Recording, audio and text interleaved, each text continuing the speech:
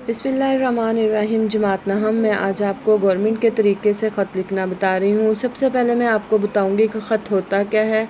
ख़त अरबी ज़बान का लफ्ज़ है जिसका मतलब है लकीर या मकतूब या चिट्ठी या निशान वग़ैरह के। ख़त दो तरह के होते हैं, गैर रस्मी और रस्मी ख़तूत। गैर रस्मी ख़तूत वो होते हैं जो आप अपने वालिदैन अपने रिश्तेदारों को लिखते हैं, और रस्मी वो होते हैं जो आप सरकारी अदारों को लिखते हैं।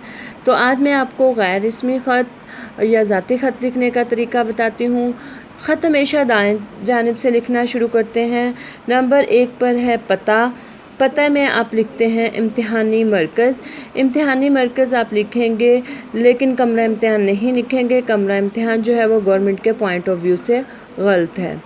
इम्तिहानी मरकज़ में लिखना है तो इसका आपको 1 नंबर मिलेगा। तारीख़ है, उसके बाद पेशानी में आप लिखेंगे तारीख़। तारीख़ जब लिखते हैं तो उसमें महीना जो होता है उनको आप अल्फाज में लिखते हैं, और बाकी जो फिगर होते हैं वह उर्दू हिंसा में लिखे जाते हैं, और ये भी 1 नंबर का है।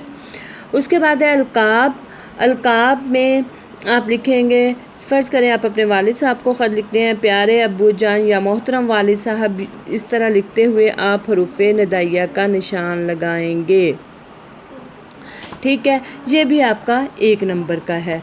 उसके बाद आप आदाब पे आ जाते हैं। आदाब में अस्सलामु अलैकुम के बाद आप हरूफ़े निदाइया का निशान लगाएंगे, और ये भी आपके पास जो है 1 नंबर का है। ठीक है, तो आपने पहले लिखना है इम्तिहानी मरकज़, तारीख़, अलकाब और आदाब। आदाब में भी आप हरूफ़ निदाइया का इस्तेमाल करेंगे, और उसके बाद आप तमहीदी कलमात पे आ जाएंगे। खुदा का शुक्र है आप खैरियत से हैं और हम भी खैरियत से हैं।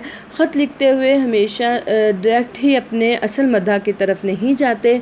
ख़त लिखते हुए पहले अपना हाल बताते हैं, उनका पूछते हैं, और फिर आप नफ्से मज़मून पर असल मद्दा की तरफ आ जाते हैं।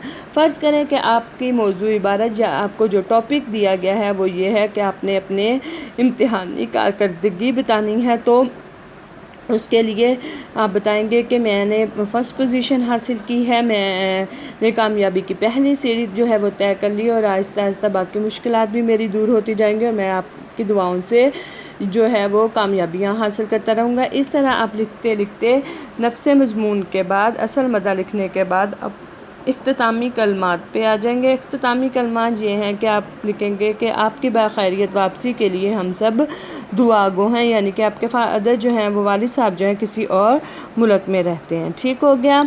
और इख्तिताम नंबर 5 पे आप आ जाएंगे। इख्तिताम में आप लिखेंगे वस्सलाम, और ये भी 1 नंबर का है, और आपका प्यारा बेटा अलिफ बे और जीम। इसमें आप कभी भी अपना नाम ज़ाहिर नहीं करते, हमेशा अलिफ बे और जीम लिखेंगे। ठीक है, आपको मैं बता चुकी हूँ कि आप ख़त नंबर 1 कर लिया है आपने, अब ख़त नंबर 2 करें और ख़त नंबर 3 करें। याद करें, याद करने के बाद लिखें और हमारे साथ शेयर करें। शुक्रिया।